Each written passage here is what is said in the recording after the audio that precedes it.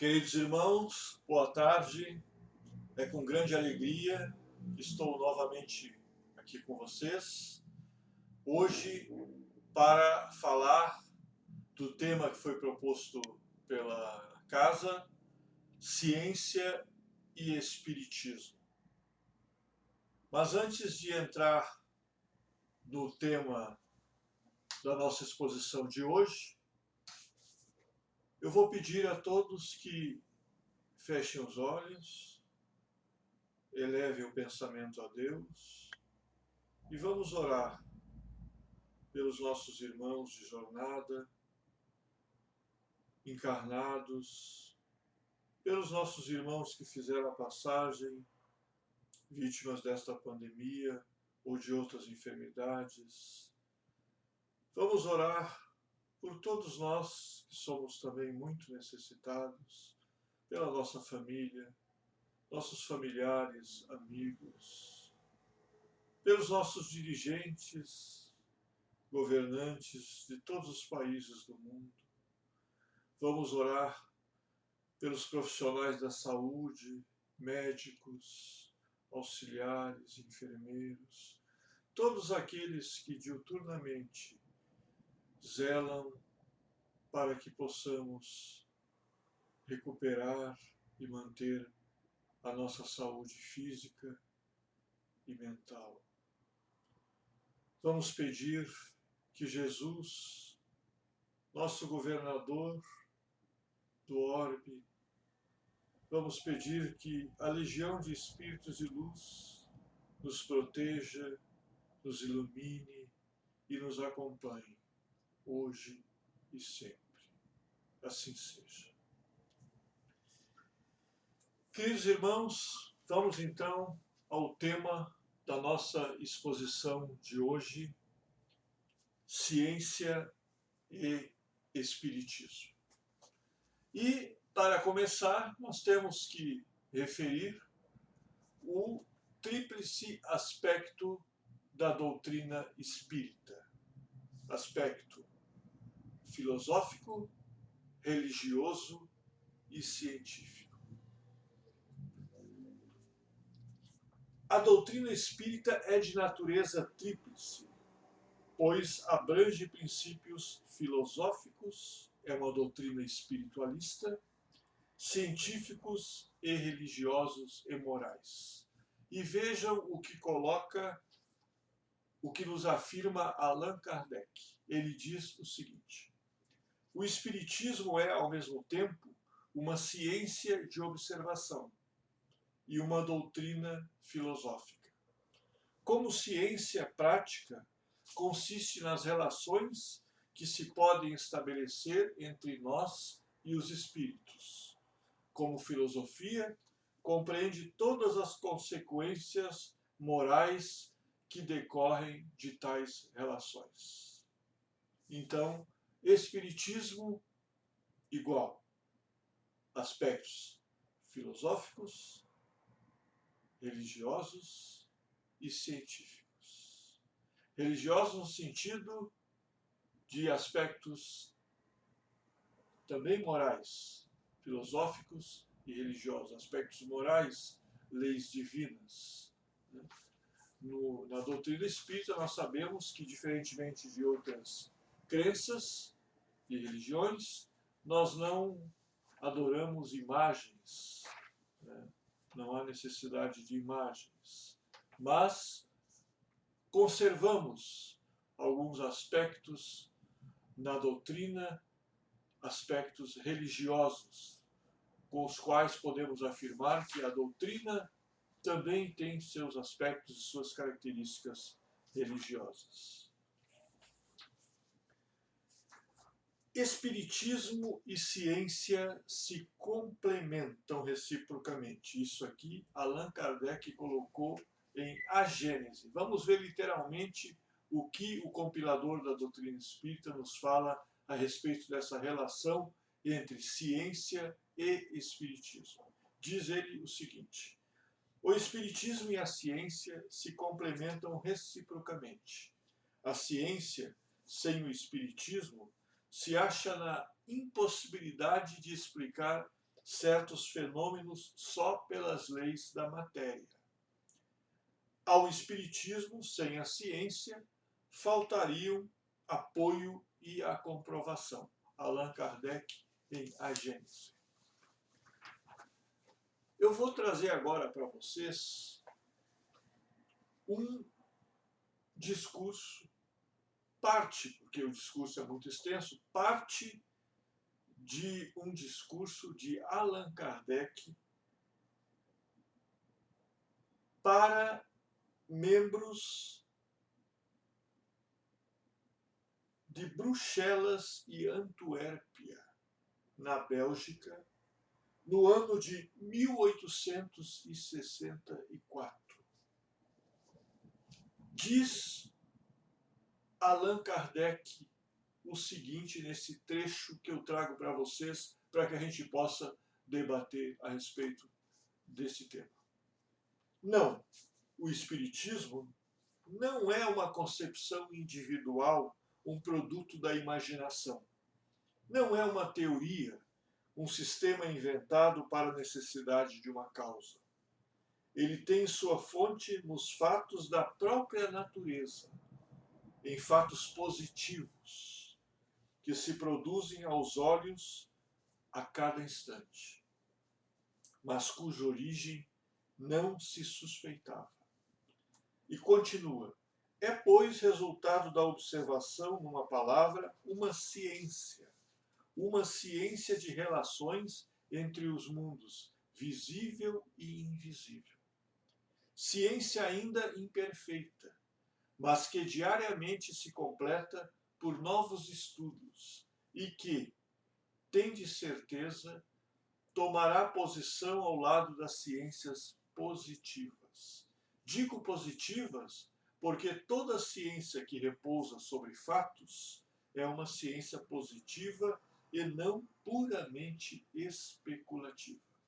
Então, Allan Kardec quer dizer com isso que o espiritismo se baseia em fatos, em fenômenos espirituais e manifestações físicas que podem ser comprovadas cientificamente. Por isso, ele já considerava, e bem o disse em 1864, na Academia na Bélgica,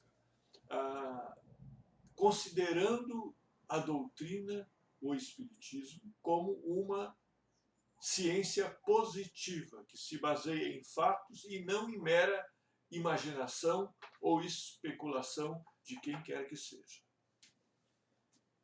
E diz mais: o Espiritismo nada inventou, porque não se inventa o que está na natureza.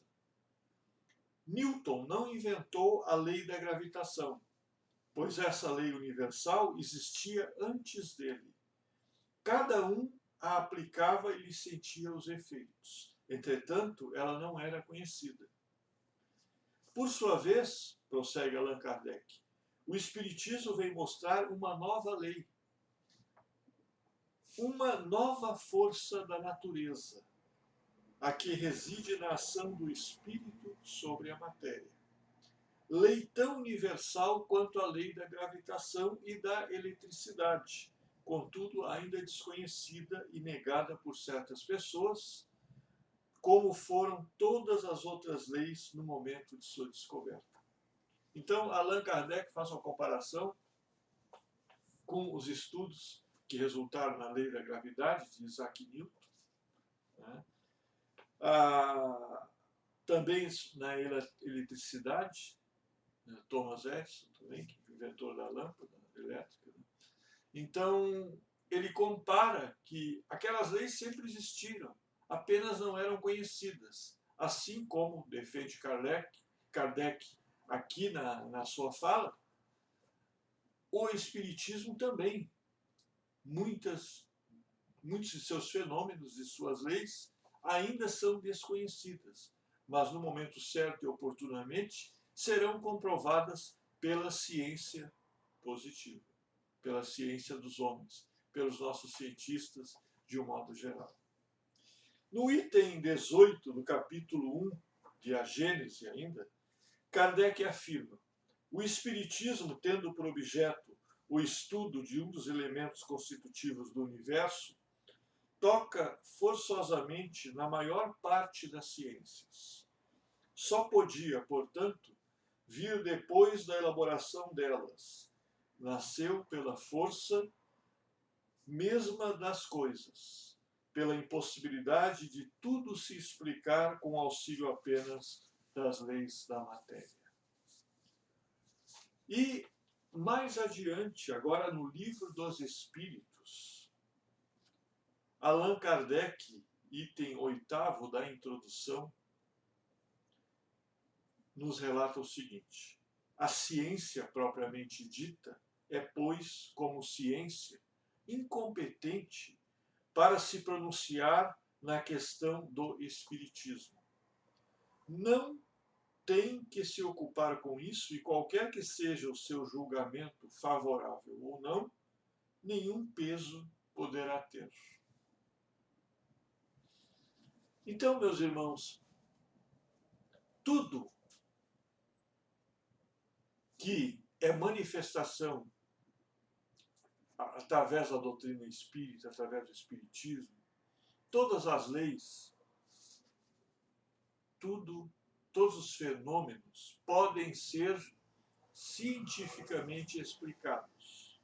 O que acontece é que, em sua grande maioria, ainda não o foram. Nós sabemos que não existem milagres. Tudo o que nós consideramos milagres, esses fenômenos, são fenômenos desconhecidos da nossa ciência. Por isso, atribuímos assim a um fenômeno como milagre.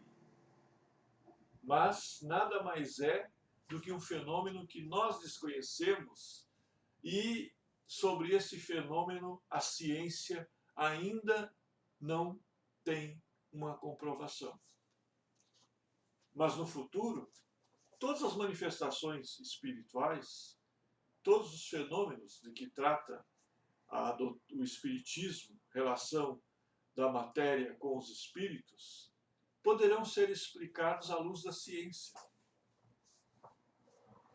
Então, o espiritismo é uma ciência de observação. E todas as leis físicas, todas as descobertas científicas até agora, se baseiam em quê? São precedidas pelo estudo e observação, para então, posteriormente, serem comprovadas cientificamente. E assim também o é e o será com os fenômenos de natureza espírita, com o espiritismo. Então não existe milagre, não existe fenômeno inexplicável, né? Ainda inexplicável de acordo com a nossa ciência.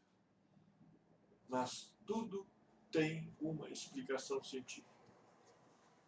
E eu recordo para vocês que na questão 36 do Livro dos Espíritos, quando Kardec pergunta ao Espírito Verdade se o universo é vazio, o Espírito Verdade responde a Allan Kardec: não, o universo não é vazio. E o que preenche o universo é uma substância para a qual os teus instrumentos não podem ainda captar, e tu não tens ainda entendimento para compreender. Ou seja, o universo não é vazio, já dizia o Espírito Verdade, a questão perguntada por Allan Kardec no século XIX. O universo é preenchido por uma matéria cujos instrumentos naquela época não poderiam captar, e o homem não tinha ainda o entendimento para aceitar e entender. Hoje nós sabemos que o universo, tudo que está no universo, que tudo que existe, todos os seres vivos ou imateriais, tudo que existe no universo é fruto do fluido cósmico universal. E nós sabemos que o universo é preenchido por esse fluido cósmico universal, não existe o vazio, e pela matéria escura, pela energia escura e outros fluidos ainda desconhecidos decorrentes, todos eles do fluido cósmico universal, que é o plasma universal usado pelo Criador. Então, fiz essa colocação para que nós possamos entender que muitos dos fenômenos do Espiritismo que a ciência contesta, que a ciência desacredita, que a ciência diz não existirem, nada mais são do que fenômenos cientificamente que podem ser comprovados. E o serão. E o serão no momento certo. E muitas pesquisas nas mais variadas áreas, eu posso lembrar a vocês a transcomunicação instrumental, que aqui no Brasil tem a nossa querida Sônia Rinaldi em seus estudos, comprovando a possibilidade científica do intercâmbio da comunicação instrumental através de equipamentos eletrônicos, né? Computador, celular e televisão, com os espíritos que estão do outro lado, que já fizeram a passagem. E nós sabemos, informações recentes, que antes nós tínhamos o padre Landel de Moura, lá do outro lado, comandando a estação do tempo, estação tempo, né? E agora, de uns anos para cá, nós temos no comando a estação tempo Nikola Tesla, aquele grande e sábio cientista, espírito altamente evoluído que esteve entre nós e produziu tantas coisas boas, tantas invenções, né? Ele comanda a estação tempo nessa transcomunicação instrumental entre os espíritos e nós materializados aqui na terceira dimensão. Então, queridos irmãos, tudo é uma questão de comprovação científica. Eu lembro a vocês que no ano de 2008, um eminente e famoso cirurgião, neurocirurgião, cientista da Universidade de Harvard, Dr. Eben Alexander III, foi acometido de uma grave doença, de uma grave doença meningocócica, que o deixou 7 dias, segundo os instrumentos do hospital em que ele foi internado, sem oxigenação cerebral. 7 dias, 7 noites, os equipamentos não comprovaram nenhuma oxigenação cerebral no cérebro do Dr. Eben Alexander III, eminente e o mais famoso neurocientista, neurocirurgião da Universidade de Harvard. Sendo assim, a equipe médica que tratava o paciente optou consultou a família para que fossem desligados os equipamentos que ainda mantinham seu coração funcionando, já que a atividade cerebral não era mais detectada. A família, muito cristã e orando muito, pediu 24 horas para tomar a decisão. Passadas as 24 horas, e quando um familiar chegou ao quarto do Dr. Eben Alexander III, pasmem, ele estava lúcido, como se nada tivesse acontecido e sorrindo, conversando normalmente. Ninguém entendeu o que tinha acontecido, nem os médicos, que já queriam desligar os aparelhos que o prendiam à vida, pois esteve durante 7 dias sem oxigenação cerebral, conforme os aparelhos do hospital, e nem a família tampouco entendeu o que estava acontecendo. E o Dr. Eben, com aquela alegria que sempre o caracterizou, aquela simpatia, disse: eu estive no céu.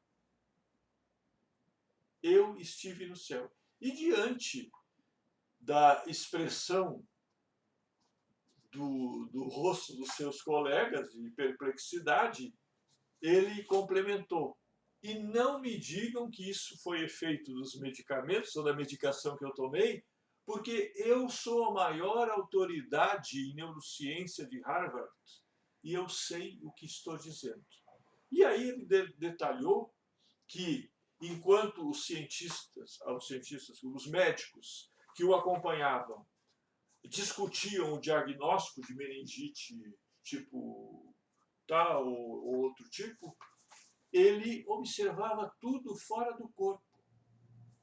E fez observações e revelou alguns detalhes de coisas que aconteceram na sala e no hospital que ele não poderia saber, não poderia ter conhecimento disso, porque estava em estado vegetativo, em estado de coma. Né? Então isso comprova, mas depois ele escreveu alguns livros sobre as experiências que a gente chama de EQM, né, experiências de quase morte, que outro cientista americano, o Dr. Raymond Moore, também pesquisou e escreveu vários livros a respeito, provando com constatações através da observação de seus pacientes, ele comprovou a existência de algo depois da morte, de pessoas que foram dadas como mortas, tiveram EQM, experiências de quase morte, e que depois reviveram e contaram detalhes sobre os quais não poderiam ter conhecimento, a não ser que realmente existisse uma vida pós a morte do corpo físico. Então, com isso, nós podemos cientificamente, através da observação, dos relatos, comprovar a relação tão próxima, né, uma não existe sem a outra, né, de ciência e espiritismo. Nós temos também a experiência de crianças, né, que revelaram aos pais detalhes de uma vida passada. Tem até um famoso filme, tem um livro, A Reencarnação de Mânica, uma menina que, desde que tenra idade, falava aos pais que havia vivido num outro país, tido uma outra família. E diante da insistência, durante anos, aquela menina relatando situações que, segundo ela, ela tinha vivenciado numa existência anterior, os pais foram com ela no lugar que ela indicou, no cartório, né, e ela sabia até o nome da família, o nome dela, e comprovaram no cartório do local que havia sido indicado por ela, que realmente ali, em décadas passadas, ela havia nascido, conforme ela insistentemente afirmava aos seus pais. E foram até, prosseguiram, né? Quem não viu o filme, eu recomendo, A Reencarnação de Mânica, que é uma das provas científicas da reencarnação. Então prosseguiram essa família, encontrando a família anterior da menina. Então é muito interessante, né? Muito interessante. Nós temos também o caso de um menino norte-americano, tem até um filme e um livro sobre o assunto, O Céu é de Verdade. Esse menino também teve uma experiência de quase morte, estava em situação, uma doença muito grave, sem perspectivas de sobreviver, mas sobreviveu e relatou aos seus pais detalhes que nunca haviam sido informados a ele. E disse mais, encontrou o avô dele, já falecido, nessa experiência de quase morte. Ele citou o nome do avô e, pasmem, ele revelou ao pai dele o apelido pelo qual o avô chamava o pai, que ninguém nunca tinha dito isso ao menino. Então, também é outra comprovação, assim como tantas existem aí no mundo, né, da relação ciência e espiritismo. São tantas que a gente poderia citar inúmeras aqui ao longo de várias horas. Mas vamos prosseguir e mais uma vez citamos o que diz Allan Kardec no capítulo 14, aliás, no item 14, desculpe, do capítulo 1 de A Gênese. Diz assim: como meio de elaboração, o Espiritismo procede exatamente da mesma forma que as ciências positivas, aplicando o método experimental. É, pois, rigorosamente exato dizer-se que o Espiritismo é uma ciência de observação e não produto da imaginação, como já referimos há pouco. As ciências só fizeram progressos importantes depois que seus estudos se basearam sobre o método experimental. Até então acreditou-se que esse método também só era aplicável à matéria, ao passo que o é também às coisas metafísicas. Então, o processo da ciência, da observação, ciência experimental, para a comprovação científica de um fato ou de um fenômeno, passa também pelas coisas ditas metafísicas, não só materiais. Isso é muito interessante isso. E André Luiz, falando também a respeito dessa ligação entre ciência e espiritismo, nos diz o seguinte: no livro Ante a Mediunidade, André Luiz afirma: aliás, quanto aos apontamentos científicos humanos, é preciso reconhecer-lhes o caráter passageiro, no que se refere à definição e nomenclatura, atentos à circunstância de que a experimentação constante induz os cientistas de um século a considerar muitas vezes como superado o trabalho dos cientistas que o precederam. O que André Luiz quer dizer com isso? Tudo que a ciência tem hoje como afirmativo, como comprovado, está sujeito a amanhã ou depois ser reformulado. Tudo que hoje é tido como impossível, amanhã ou depois, outros cientistas que virão podem provar que é possível. Albert Einstein, autor da teoria da relatividade, nos disse que é impossível viajar além da velocidade da luz. A velocidade da luz é de 300.000 quilômetros por segundo. Hoje, os cientistas já sabem, já têm essa informação, que é possível, sim, viajar a velocidades superiores à velocidade da luz. Então, queridos irmãos, resumidamente, o que nós queremos dizer com isso e que fique bem gravado para vocês? Tudo que a ciência tem como acabado, definido, e comprovado hoje, amanhã pode ser reformulado por outros cientistas que virão. Nada é decisivo. Nada está pronto e acabado. Tudo evolui e as novas descobertas virão sempre com o avanço da nossa moralidade, o avanço científico, quando estamos preparados. Porque, como citei anteriormente, quando Allan Kardec perguntou se o universo era vazio, naquela época, o Espírito da Verdade disse claramente: não, o universo não é vazio, mas o que preenche o universo é uma substância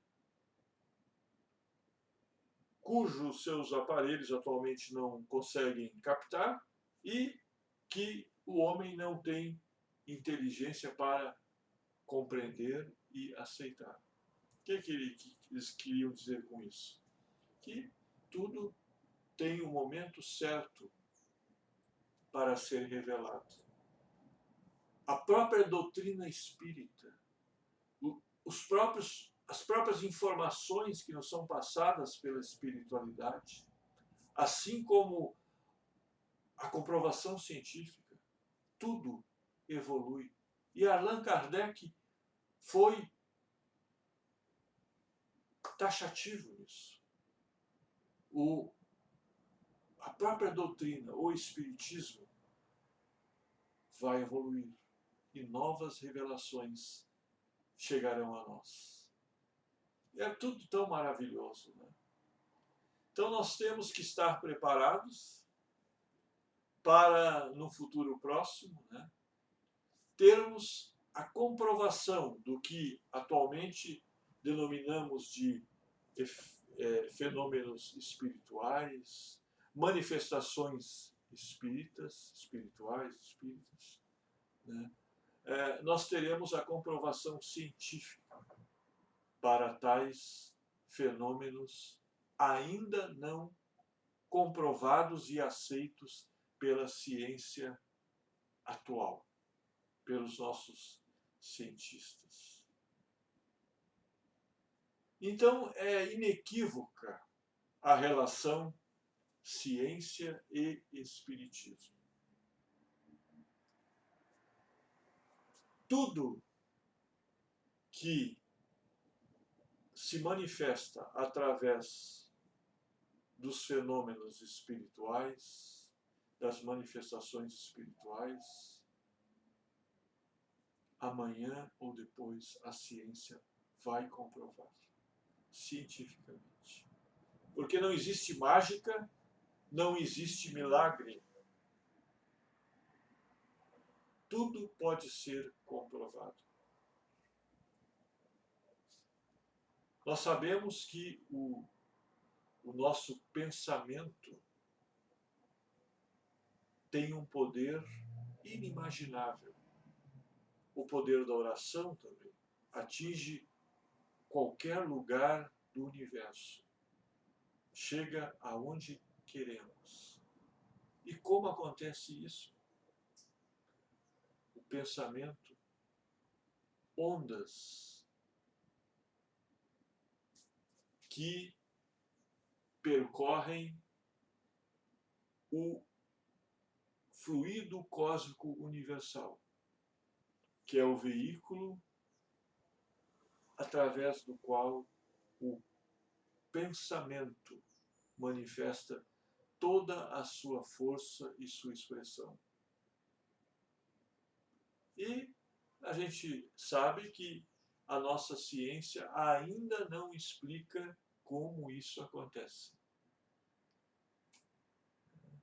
Nós conhecemos muito pouco acerca da estrutura do nosso cérebro, né, do que acontece no nosso cérebro.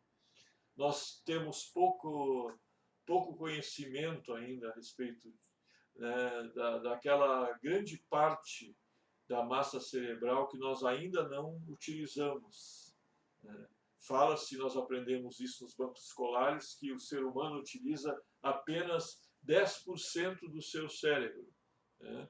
É claro que aos poucos, e muitos dos humanos que vivem hoje encarnados já utilizam mais do que isso, mais que 10%, né? Principalmente essas crianças que estão vindo aí, os filhos das estrelas. Têm capacidades psíquicas e cerebrais superiores às nossas. Mas nós também vamos desenvolver, podemos desenvolver, temos a capacidade de desenvolver mais do que 10% do nosso cérebro. E os cientistas se debruçam diariamente nessa pesquisa também para explicar manifestações oriundas, né? Projeções, manifestações, pensamento, telepatia também, né? E outras capacidades cerebrais ainda desconhecidas da nossa ciência. Espero ter transmitido a vocês essa mensagem de modo que vocês possam ter assimilado o seu conteúdo, eu tenha podido me fazer entender. E, para finalizar, vamos novamente elevar o pensamento a Deus, agradecer por mais essa oportunidade de aprendizado, de estarmos aqui reunidos, falando sobre a abençoada doutrina espírita, e pedir a Ele que nos ampare, nos proteja na nossa caminhada por este orbe, e que a cada dia possamos ser pessoas melhores, espalhando por todo o mundo o Evangelho de Jesus e mantendo o respeito, a prática das leis divinas, através da caridade, do trabalho e da fraternidade. Que assim seja. Muito obrigado, queridos irmãos, e até a próxima oportunidade. Muito obrigado. Gratidão.